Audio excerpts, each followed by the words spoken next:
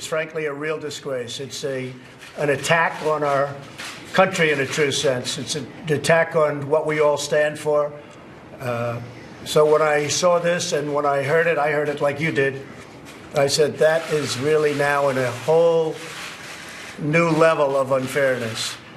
So this has been going on. I saw one of the reporters who is not necessarily a fan of mine, not necessarily very good to me. He said, in effect, that this is ridiculous. This is now getting ridiculous. They found no collusion whatsoever with Russia. The reason they found it is there was no collusion at all. No collusion. This is the most biased group of people. These people have the biggest conflicts of interest I've ever seen. Democrats, all, or just about all, either Democrats or a couple of Republicans that worked for President Obama. They're not looking at the other side. They're not looking at the Hillary Clinton horrible things that she did and all of the crimes that were committed. They're not looking at all of the things that happened that everybody is very angry about, I can tell you, from the Republican side, and I think even the independent side. They only keep looking at us. So they find no collusion, and then they go from there and they say, well, let's keep going. And they raid an office of a personal attorney early in the morning. And I think it's a disgrace. So we'll be talking about it more. But this is the most conflicted group of people I've ever seen. The Attorney General made a terrible mistake when he did this and when he recused himself, or he should have certainly let us know if he was going to recuse himself. And we would have put a different Attorney General in.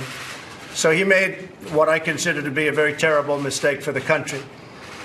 But you'll figure that out. All I can say is, after looking for a long period of time, not even before the special counsel, because it really started just about from the time I won the nomination.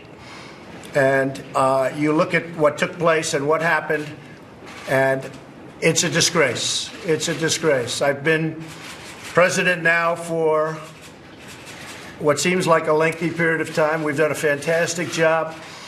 We've beaten ISIS. We have just about 100% of the caliphate or the land. Our economy is incredible. The stock market dropped a lot today as soon as they heard the noise of, this nonsense that's going on. It dropped a lot. It was up, way up, and then it dropped quite a bit at the end, a lot. But that we have to go through that. We've had that hanging over us now from the very, very beginning. And yet the other side, they don't even bother looking. And the other side is where there are crimes. And those crimes are obvious. Lies under oath all over the place. Emails that are knocked out, that are acid washed and deleted. Nobody's ever seen. 33,000 emails are deleted after getting a subpoena for Congress. And nobody bothers looking at that. And many, many other things. So I just think it's a disgrace that a thing like this can happen. With all of that being said, we are here to discuss Syria tonight. We're the greatest fighting force anywhere in the world. These gentlemen and ladies are incredible people, incredible talent. And we're making a decision as to what we do with respect to the horrible attack that was made near Damascus. And it will be met, and it will be met forcefully. And when, I will not say, because I don't like talking about timing. But we are developing the greatest force that we've ever had. We had $700 billion just approved, which was the reason I went along with that budget, because we had to fix our military. General Mattis would tell you that above anybody. We had to fix our military. And right now we're in a big process of doing that. $700 billion and then $716 billion next year. So we're going to make a decision tonight or very shortly thereafter. And you'll be hearing the decision. But we can't let atrocities like we all witnessed, and you can see that, and it's horrible. We can't let that happen. in our world. We can't let that happen, especially when we're able to, because of the power of the United States, because of the power of our country, we're able to stop it. I want to thank Ambassador John Bolton for joining us. I think he's going to be a fantastic representative of our team. He's highly respected by everybody in this room. And John, I want to thank you very much. This is going to be a lot of work. Interesting day. He picked today as his first day. So, generals, I think he picked the right day. But certainly you're going to find it very exciting. But you are going to do a fantastic job, and I appreciate you joining us. Thank you. It's an honor to be here. Thank you very much. Thank you all very much. Thank you. Any concerns about what the FBI might find, Mr. President? No. Do you have any concerns? No, I'm not. Did you have an affair with Stormy Daniels? Why don't I just fire Mueller? Well, I think it's a disgrace what's going on. We'll see what happens. But I think it's really a sad situation when you look at what happened. And many people have said you should fire him. Again, they found nothing.